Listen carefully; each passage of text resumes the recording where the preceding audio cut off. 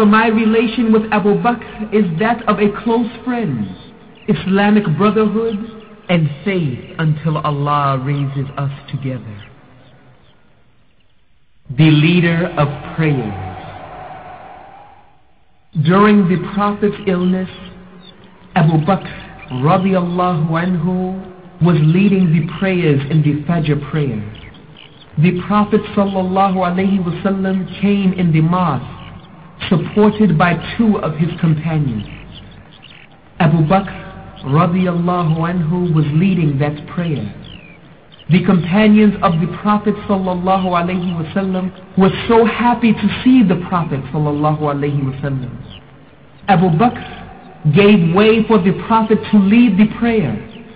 However, the Prophet sallallahu alaihi wasallam ordered Abu Bakr radiallahu anhu to continue leading the prayer and sat to Abu Bakr's side and offered prayer. As the Prophet sallallahu alaihi wasallam completed his prayer, he came back to his house where he felt very sick. After a while, his blessed soul ascended to the heavens. Wise and balanced Muslim. Abu Bakr radiallahu anhu, unlike other Muslims who were shocked by the news, entered to where the Prophet sallallahu alaihi wasallam was lying, kissed his face, and said, "My father and mother be sacrificed for you. You are good while alive and as dead." Some companions threatened anyone who would say that the Prophet sallallahu alaihi wasallam had died. Abu Bakr radiallahu anhu came out stressing the fact that no one would live forever, even the Prophet sallallahu alaihi wasallam. وما محمد إلا رسول قد خلت من قبله الرسل أفإن مات أو قتل انقلبتم على أعقابكم ومن ينقلب على عقبيه فلن يضر الله شيئا وسيجزي الله الشاكرين. Muhammad is no more than a messenger, and indeed many messengers have passed away before him. If he dies or is killed, will you then turn back on your heels? And he who turns back on his heels, not the least harm will he do to Allah, and Allah will give reward to those who are grateful. Now, all the companions understood the reality and accepted the fact.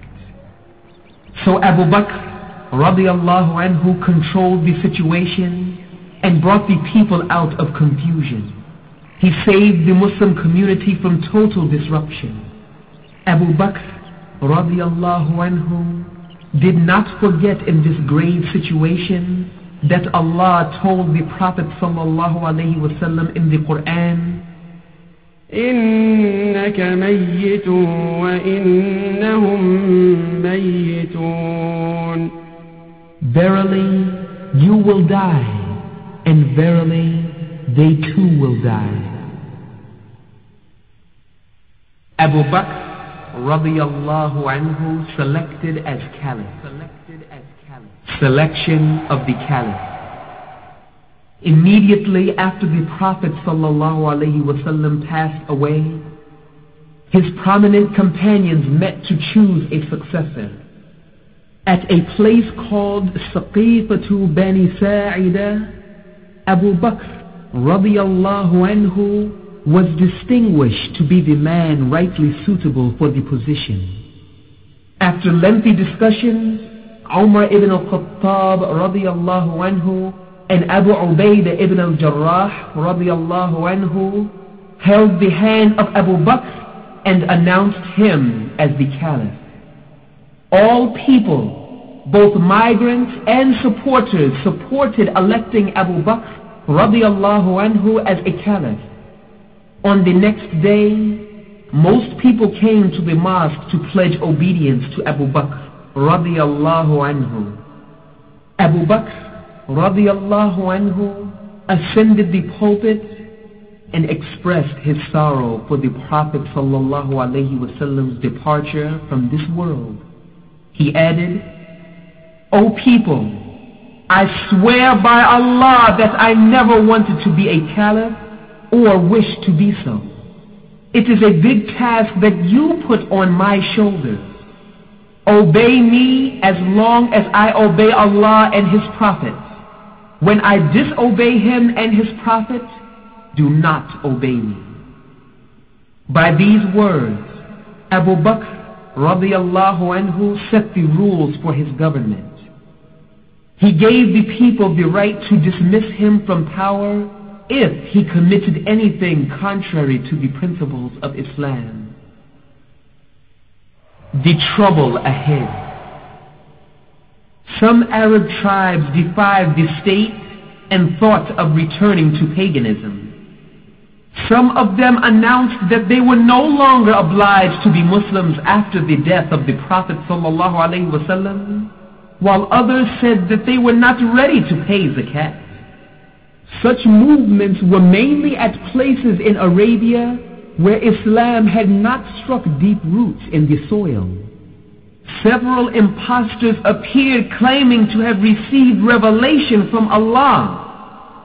"I have received revelation from Allah. I am a prophet of Allah. Obey me." "No, obey me." "Obey me if you want to be guided, alright? Yes, obey me." "No more zakat. No more zakat. The Prophet died. Who has the right to take it? No more zakat. I'm not obliged to be Muslim anymore. I've been doing this for 3 years. Salat, and poor and everything. That's enough. Enough. The Prophet passed away.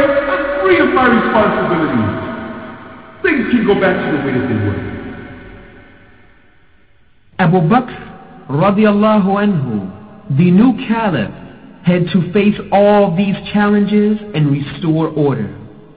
He was advised by some companions, especially Umar radiallahu anhu, to be lenient.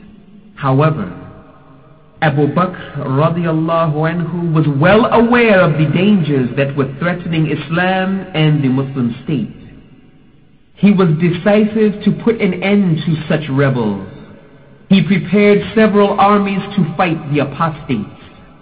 Finally, he controlled all the rebels and brought them back to Islam. The most important challenge was Musaylima al-Kadhdhab, the liar, in the region of Najd. He gathered a huge army to fight the Muslims, and for a while he was defeating any attempts to conquer his fortresses.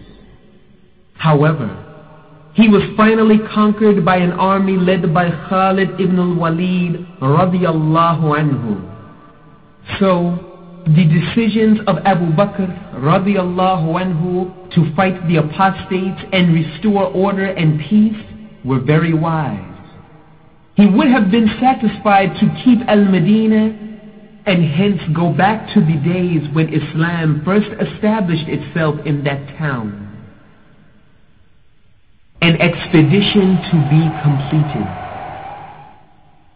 Days before the death of the Prophet ﷺ, an army was mobilized to go north to fight the Romans who were preparing to attack the Muslims. However, this expedition was suspended because of the death of the Prophet ﷺ.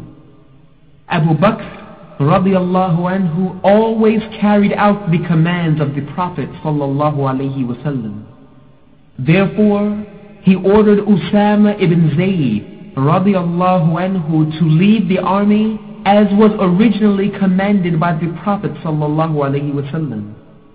In spite of the fact that dangers were immense at home, and although many companions of the Prophet ﷺ preferred to abandon the expedition, Abu Bakr radiallahu anhu was keen